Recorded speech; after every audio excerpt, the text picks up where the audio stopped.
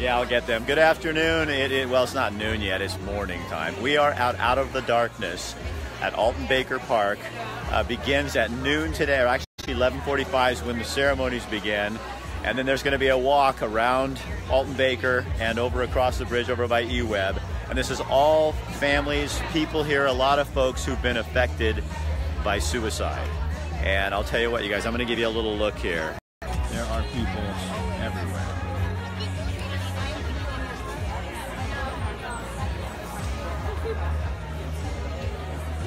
So we are here with Patrick Olson and Mary. Come here, Mary.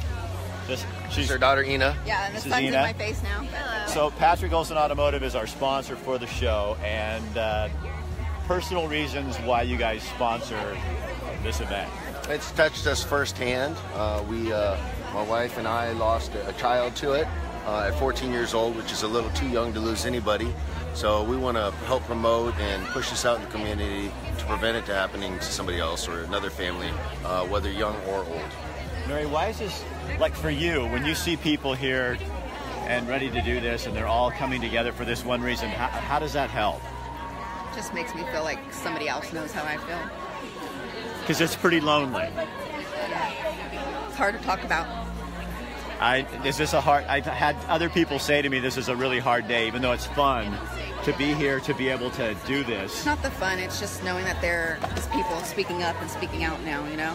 And it's getting bigger and bigger, which is good because our mental health system is really messed up right now.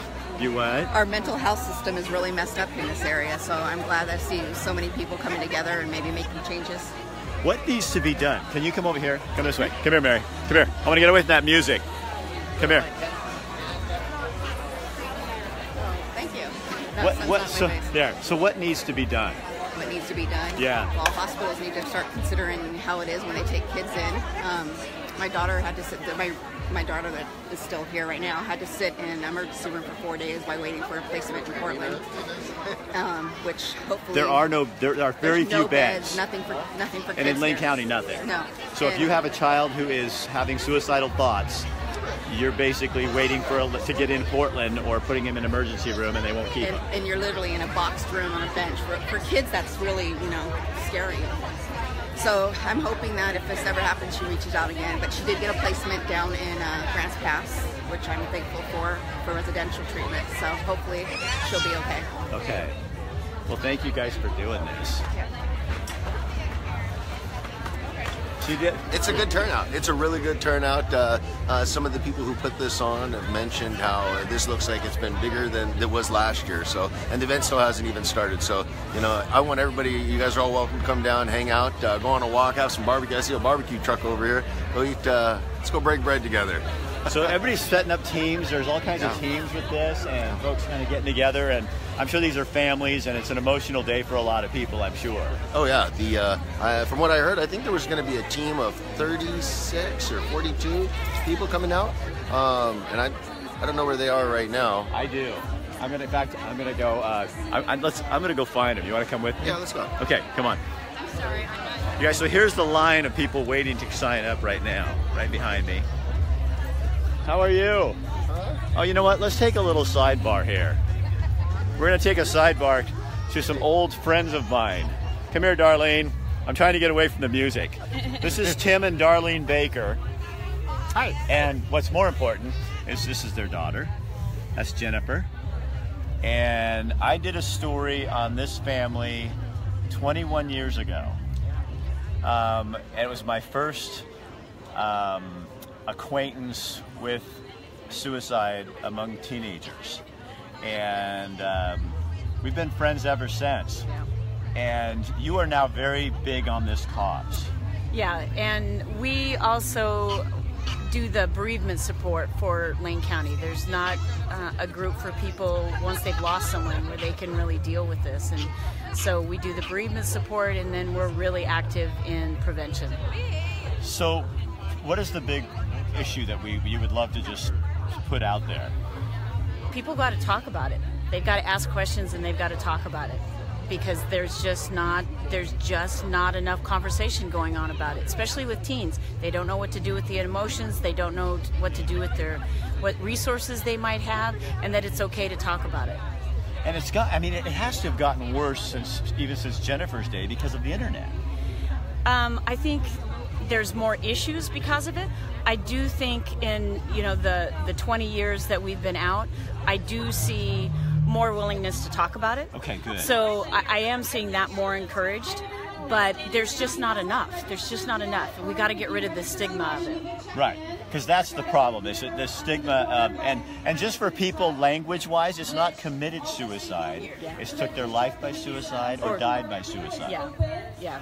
Because those are important terms. Right. Committed seems like you committed a crime. And, you know, these people didn't commit a crime. They were in a very bad place and felt like they had no other option. Does it ever get better? It takes, and I hate to say that it takes time. The first 5 years that we lost Jennifer, there was nobody to talk to, no other bereavement groups, and well, I couldn't even talk about it without crying. And so Darlene and I decided to start this bereavement group, and the first big meeting we had, I was surrounded by nothing but people that were in the same boat I was, and what a relief. You know, it's so hard with the stigma that goes with suicide that you can't talk to anybody without feeling like you're being judged about the one you lost. And it gets better. Like, you know, we've watched videos of Jennifer when she was in school playing basketball and stuff, and we can do that now, and we couldn't for a long time. Right. You just learn, you have to learn how to live with it. It doesn't go away, but you get stronger and you do learn how to live with it. And that's what the bereavement group provides, is that help to learn how you're going to live with it. So, and you guys have a really kind of a cool, happy little ending to your story. Is it okay if we talk about that? Sure. So you had a vasectomy. Yeah. After Jennifer. And then after Jennifer had passed, it was a few years later, but I get an email and all of a sudden you're pregnant. Yep. Come here. And then they had this. Well, this is the second one, right? Yeah, this is our youngest, Samuel. So this is Samuel. And Samuel comes along, and then you have another brother, and you just went to the Pleasant Hill homecoming last night because I saw your picture on Facebook. So we know, so there is life after suicide for the family, but it takes so much work and bereavement counseling and help. Yeah. You know, it's hard to believe that you're ever going to be happy again. Didn't think that would ever happen, but you can, and you can find joy. But it's a very unique journey, and you've got to figure out how you're going to live with it. And you never forget them. Nope. No, there's always your kid. Yep, absolutely. Yeah, always. I have 3 kids. It just becomes the new normal, you know. Right. Yeah. That is so awesome. Well, it's nice to meet you. Nice to meet you too. Yeah, this is fun. I've known those two for so long. Okay, we're gonna move on here. We're gonna go find. All right, come here. Oh wow. All right, buddy, come here. All right, here we go. We got a team over here that you got to hear about. I got to find the kid. Is that him? Yeah. Hold on. Come here. Carson. Come here. Guys, this is Carson. So you're live, just so you know, Carson. Yeah. So this is Carson. Where do you go to school? Churchill High School. Okay, hold on.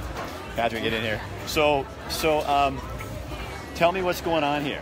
We're doing a walk for my friend Will Manstrom-Greening. And What? Tell me about Will. He was a track athlete. He was a marist. He was going to Oregon State next fall, and he guess he didn't like life as much as he should have.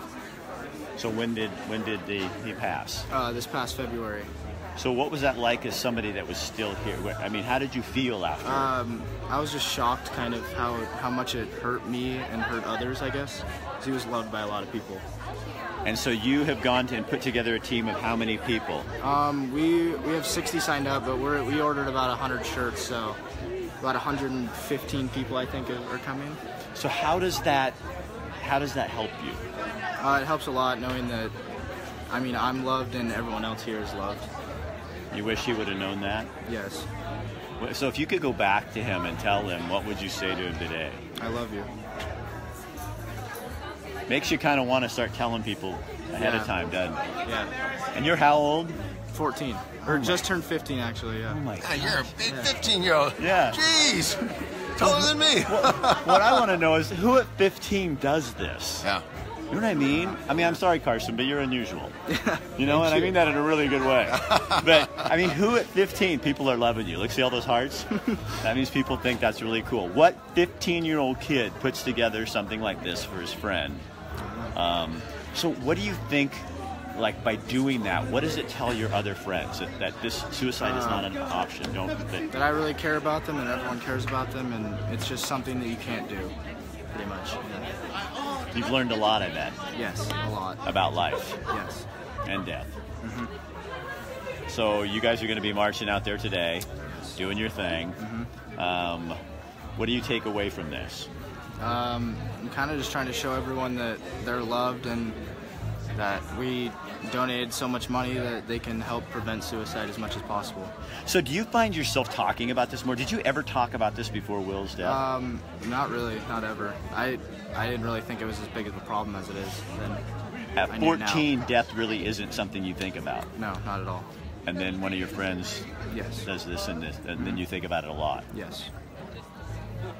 Well, thank you for doing what you do. Thank you. No, I like you. I think I was that smart at 13 years old. I didn't do anything at 14 years old. So what, for you guys, what is that? I mean, that makes me happy that kids are getting involved and speaking out now, especially, you know, at that age. I'm really happy. Isn't that shocking? I mean, that you... Yeah. And that kid right there is 14 years old. I mean, our daughter was, my wife's daughter, you know, was 14 years old when she decided she didn't want to be in life because of a mental illness, because of the mindset, you know, and it just goes to show, you know, it happens to other kids. And hopefully banding together is going to stop any other children from doing things like this, because it's going to bring more awareness. Right, it seems to me like the conversation, that's what Darlene was talking about. She goes, 21 years ago, Rick, nobody talked about this. Yeah. And now we have to talk about it. I mean, kids are dying. You can't not talk about this anymore. And I think there's so many people want to poo-poo it and push it aside, or, you know, and it's mental health issues, and if we don't have the facilities to take care of it, we're going to lose more kids. Yes, we will. We're losing them here in this area because of the way things are set up now. So I'm really praying for things to change. Well, thanks for doing what you do. Mary's vigilant. She corrects me all the time when I say the wrong things. So it's not, you do not say committed suicide. That is not. Don't do that. You commit a crime. You do not commit suicide. You take your life by suicide, or you die by suicide.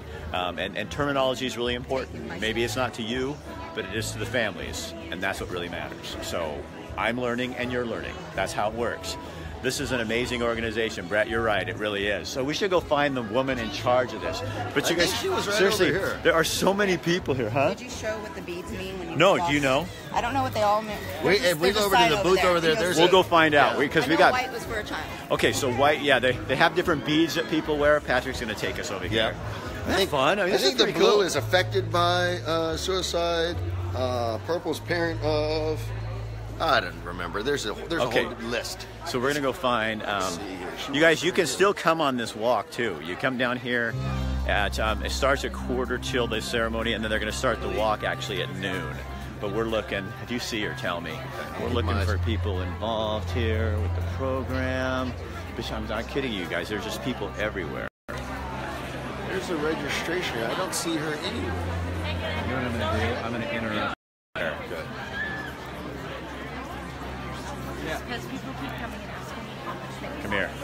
I know you're busy. Hey, all right. But tell people who you are and why you're here. Sure. My name's Ryan Price. I'm the Oregon Area Director for the American Foundation for Suicide Prevention, and this is our 7th of 7 walks in the state of Oregon, and we're excited to be here. We have the most people signed up online beforehand that we've ever had for this walk, over 360 people.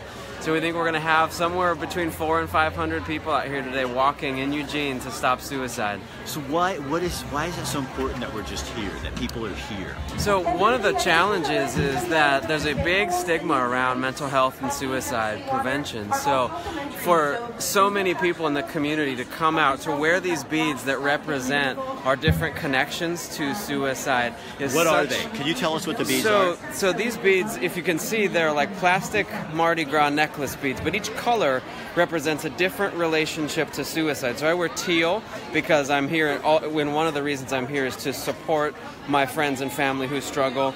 Blue is just a general in support of suicide prevention, so we got to get you a blue one here. Okay. And then silver is in support of, or a loss of a military or first responder. We lose about 22 veterans a day in the U.S. to suicide, so I walk to support those.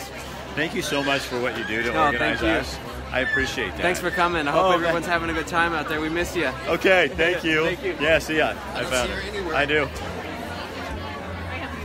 All right, young lady. I know you're busy, but this is the woman in charge, and so we're going to grab her while she's busy. So you're live, just so you know. Okay. Don't be afraid. So first off, I think your name. Kristen McGilvery. And the reason Kristen is here is I'm going to show this wonderful young man. Yes. That is her son. Yes. Rigdon Sherman. And tell me the story. He passed away 5 years ago, April of 2012. What happened? We had no signs of it that we knew of or anything. He was great, happy the night before, and the next day he was gone. So since then, we've been trying to do the suicide awareness to help others. Yeah. When you see like 400 people out here to march, it's amazing to me. This walk just keeps growing and growing each year. I'm just trying to help other mothers not have to go through this pain, you know, so it's amazing to me how big it's gotten every year. Still a real stigma around suicide. Huge stigma around suicide. If you mention suicide, it's hard to get sponsors sometimes. Other people will sponsor other walks, but not the suicide awareness because of the stigma. So that's really hard. And the sad part is that suicide is on the rise. On the rise, yes. So we don't talk about it, and it's getting rises. worse. If we talk about it, we can get it to lower, yes. Because just being able to, because it's a lot of mental health stuff too. Yes, definitely. We don't want to talk mental about health. anybody having a mental health problem. We can talk about having cancer. Yes. We can talk about having. I had cancer 6 months after my son passed, and everyone's great talking about that. Talking about my son passing, you know, about suicide. If they don't know me, that's a little different situation. Okay, do this for me. So what is the thing? Because remember with cancer, I remember people walk up and they just look at me and they kind of stare down where, you know, the area was, and then, but they didn't want to say anything. It's like, just ask me. Yeah. I would rather have somebody come up even with suicide and say, so your son... Well, I was bald because of cancer, and people would walk up and go, oh, breast cancer, or cancer, you know, are you going through chemo? And they would talk to me about that.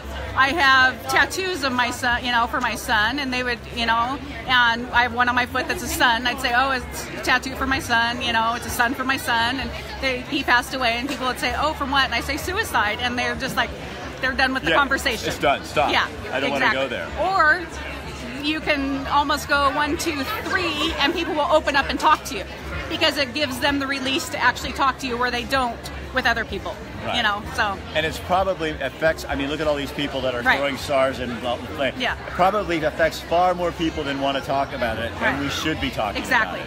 Because our kids are going to continue to die if we don't talk about it. My son was 14, you know, 14 years old, 8th grade. He should not have passed away. Yeah, 14, 8th grade. He was a great athlete. He was popular in school. He was so loved by his family, you know. He didn't show any of the signs of suicide, so it shouldn't have happened. Can I ask you one question that's kind of hard? Uh-huh. What do you miss the most about him? Talking to him, hugging him. Yeah, every day. We were really close, so I miss that the most. And if you could go back and say one thing to him, what would you say? I would say there's a tomorrow. There's always a tomorrow. And remember that it's everything gets better. Everything gets better. Wow, those are some pretty powerful words for kids, adults, all of us. All of us. Don't you do that? Sometimes I get myself up in the morning because I struggle with depression, and I get up in the morning and I have to say, okay, if this day sucks, maybe tomorrow will be better. But I'm not gonna. I can't. You know. Yeah, kids, especially teenage boys, have a little bit harder time with that. Well, and I think if you're living out there and you've never had suicidal thoughts, I'm happy for you. Yes. But there's the rest of us have. Right, which I never had, so I didn't know any of the signs. I had to learn the signs after he passed away, what they were. Right. You know, so because you're thinking my kid's 14. Right. So what's your? I mean, I'm sorry I'm keeping you, but you're like, you know, you're. That's fine. What's your advice? What are your advice to parents? What should a parent be looking for? Well, learn the signs of suicide. You know, learn them, and so. Because I thought they were just teenage issues, you know, and which I think some of them obviously were, and everything, but just keep a good eye on your kid. Talk to them all the time, which Rigdon and I were close, and we talked a lot and everything, but just know the signs so that when you see just a little bit different attitude in them and different stuff, that you can get a good grasp on it, and that you can get them any help if you need to. Get them someone to talk to if you need to. Get them a coach or a counselor or a teacher or anybody that you need to talk to if they don't want to talk to you about it. So even if you're uncomfortable, it's better to ask them because definitely. You can't Always ask them. Right. Always ask them. Because if you don't, you may not ever get Open to. up the dialogue. Always ask them. Yes. I like you. You just gave out some really good advice for everybody there. I hope so. No, and look at this. I mean, seriously, you guys, when you look around, I'm to get that. I want this. This is what I want to show you. Look at this. I mean, It's amazing. This place is. I mean, there are people everywhere. It's like a. Don't worry. Oh no, I won't. Sorry. Okay, hold on. Now we got to talk. I wasn't expecting this guy, but yeah, there's Frank King. In the nick of time. So it's pretty obvious why you're here. Tell them who you are and why you're here. Frank King. I am the suicidepreventionspeaker.com, and I actually did 2 college suicide prevention speeches this week, as well as 2 corporate suicide prevention speeches this week. So what do you find when you're out there? Because you've been in this place before. Oh yes, April 2010 came very close. My grandmother died by suicide, my great aunt, my mother, so it runs in the family. And what I found is, the reason I speak and the reason they bring me in is that it's sort of a taboo. There's a stigma attached. So if you can just start the conversation, if you can just give permission to be able to give voice, it's amazing the things they share with one another. Because I was talking with her just a second ago. We talk about cancer, we talk about breast cancer, yeah. we even talk about prostate cancer, even though most people don't even know what a prostate is. Yes. But suicide is that one thing that people are just so nervous about. Like, and if do you find that people think if we talk about it, it's going to open the door, they're going to think about it? I think they think it's contagious. Actually, really? It's communicable. Yeah. Well, I found that with cancer too. I've said I had cancer, people back up a little bit. No, I've got a cousin who battles bipolar, and she goes, I wish I had cancer, because then, people they wouldn't treat me the way they do with mental illness. So it's really the issue is mental illness and mental health. We need to understand that we get sick, we have cancers, but mental health isn't just another health issue that needs to be addressed. Well, and with time and treatment, things can and will get better. That's the message we try to get across is, if you take the time and get the treatment, then... Right. You can manage your life. Yes. We all have to. And I think there's just things that there's ways to do that. Well, you know what? Speaking of which, I bet you there are lots of high-functioning people out there who are battling mental illness right now. Probably somebody in your office or somebody you walk by every day, or at the mall, and you have no idea, the battles they're fighting, and they're a productive part of society. Right. So what the public sees is the meltdowns. Right. Well, thanks for doing what you do. Rick? I like you, Frank. This is good. I wasn't even expecting him to show up, so that was kind of fun. I didn't know Frank was going to be here. Hey, I called him. No, I didn't. You got people, don't you? Yeah, I know people. So, kind of a nice event to sponsor, huh? I was trying to talk to this young little woman right here. She lost her dad 2 years ago. Really? To suicide, yeah. And we actually, with this beautiful lady, are you the mom? Yeah. You're the mom? Can you talk to me? Oh, her mom? Yeah, her dad. So your dad, I'm your husband. Yeah. Are you okay? I don't know about all that. Come on, McKenna. All right, yeah, I'll talk. Okay. So this is your daughter. Say hi, Maya. And what happened? We just had a loss. Her dad was just ill and committed suicide almost 2 years ago. So you're then raising your child by yourself? I am. Well, with family. You have family. Lots and lots of family. Lots of love and lots of family. Yeah. So do you find, she wants to stand right by Mom. You do, don't you, honey? So hard stuff, huh? Yeah, really hard. Is it hard because you knew you had difficulty? Yeah. But you couldn't make it, you can't make it better. Yeah, that's probably the most difficult part, not being able to talk to him again. Right. And watch her grow up. What do you say to her? She knows that Dad's in a better place, and we'll see him again one day. So you just keep explaining that, but I bet you're going to have some really good conversations with her about suicide. Oh yeah, as she's growing definitely, up. definitely. So how old are you? I'm 21. Oh my gosh. So Yeah. how do you go about, I mean, how's this for you? We cope with it. She will not leave your side, I know. will she? Yeah, she is just like hanging on to Mom. She's like right there next Yeah, to we her. just cope with it every day, and What do you wish people out there would know about dealing with this issue and you and that kind of thing? People are so afraid of it. just be aware. And you can always make someone's day better, even by the simplest comment, I would say. So and talk about it. Yeah. You don't want to pretend like Always talk about it. So, what was the best thing about your husband? Oh man, everything was great about him. He was perfect. He was always fun. Best dad I could ever ask for my daughter. A good guy. Yeah, all around good guy.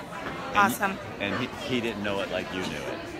No, probably not. Probably not. He probably did. Well, thank you for doing that. I know you were kind of apprehensive about talking, but thank you for doing that. And I think people really like what you're saying. If you see all those hearts and stuff flying past there, those are people that like, you guys give her a little love. Give her a little love. I want to see some love on Do you want to say something for Dad? No? Do you want to, honey? No, she's going, I'll just stand by my mom. And this is Mom and sister.